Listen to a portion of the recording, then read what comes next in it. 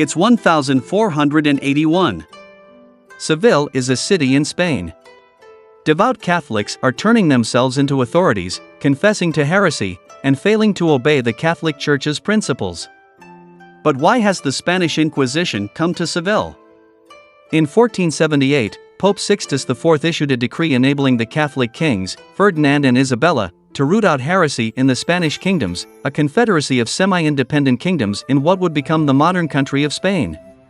Despite the fact that the order came from the Church, the monarchs had Rick. When the Inquisition began, the Spanish kingdoms were ethnically and religiously diverse. Jews, Muslims, and Christians all live in the same areas. The Inquisition swiftly shifted its focus to purging the territory of those who were not members of the Catholic Church. The Inquisition would span more than 350 years on the ground, with bodies called tribunals running it. Roles on in each region. An arresting policeman, a prosecuting attorney, inquisitors to question the accused, and a grand inquisitor, a member of the clergy chosen by the monarch and queen, usually lead a tribunal. The Inquisition's entry in each new location was marked by a decree of grace, which normally lasted 40 days and offered clemency to those who confessed to heresy. Following that, the inquisitors prosecuted suspected heretics based on anonymous accusations. As a result, the confessors in Seville were unlikely to regard themselves as true heretics. Instead of facing incarceration or torture if someone else accused them, they were hedging their chances by reporting themselves when the stakes were low. They were right to be concerned later on. When the authorities arrested someone, the accusations were frequently imprecise, so the accused had no idea why they were arrested or who their accuser was.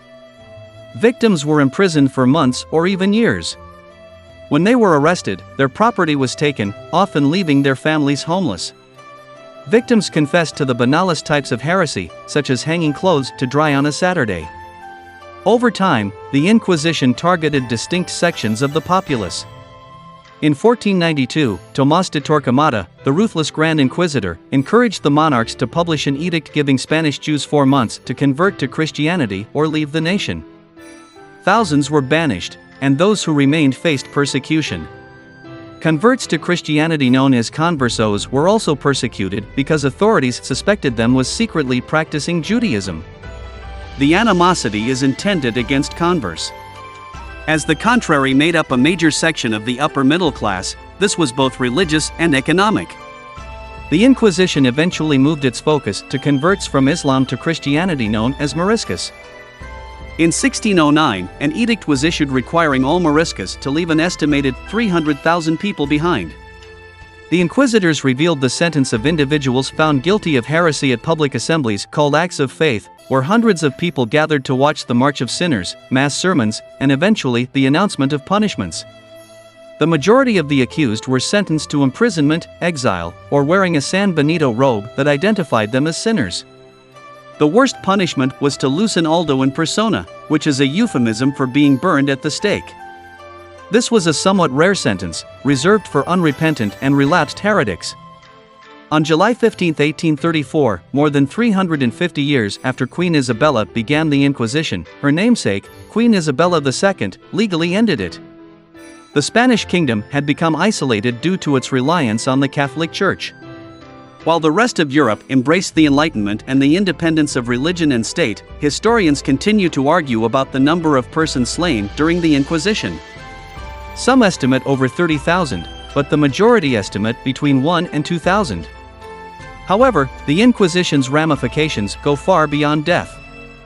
In a few spots, torture was used on around 1/3 of the inmates. Hundreds of thousands of religious minorities were compelled to flee, and those who remained experienced prejudice and economic suffering.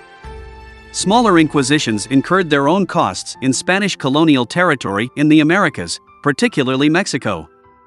Under the Inquisition, people were sentenced to live in fear and paranoia for decades because friends turned in friends, neighbors accused neighbors, and even family members reported each other of heresy.